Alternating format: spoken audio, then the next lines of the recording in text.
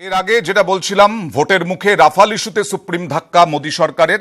প্রতিরক্ষা মন্ত্রক থেকে রাফালের ফাঁস হওয়া রিপোর্ট প্রামাণ্য নথি হিসেবে গ্রাহ্য হবে, অর্থাৎ সংবাদ মাধ্যমে ফাঁস হওয়া রাফাল নথি খতিয়ে দেখবে সুপ্রিম কোর্ট।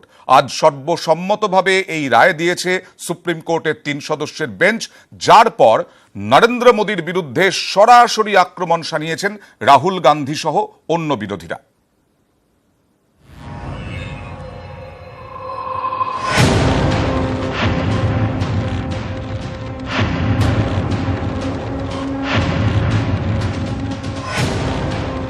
এপ্রিল দেশে প্রথম দফার লোকসভা নির্বাচন, তার 24 ঘন্টা আগে রাফাল যুদ্ধবিমান সংক্রান্ত মামলায় সুপ্রিম কোর্টে বড়সড় ধাক্কা খেল মোদী সরকার।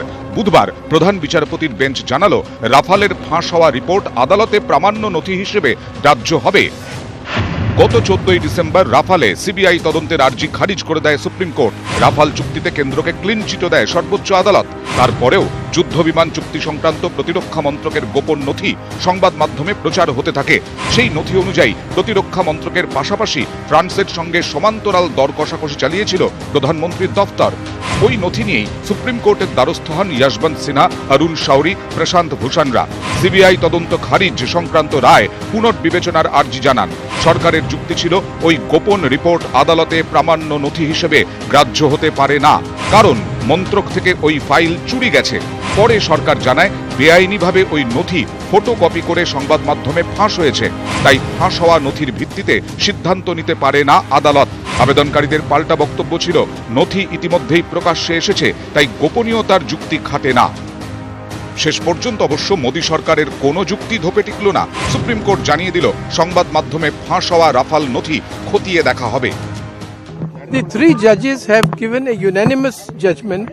They have rejected the government's argument that these documents cannot be considered because, as the Attorney General said, they are stolen documents.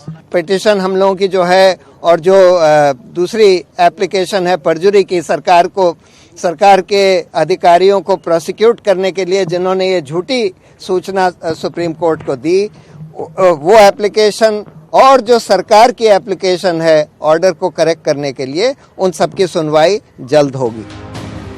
ভোটের মুখে সুপ্রিম কোর্টের এই রাফাল নির্দেশ বাড়তি অক্সিজেন জুগিয়েছে কংগ্রেস সহ বিজেপি বিরোধী শিবিরকে। आज सुप्रीम कोर्ट ने क्लियर कर दिया है कि चौकीदार जी ने चोरी करवाई है। सुप्रीम कोर्ट ने एक्सेप्ट किया है कि राफेल मामले में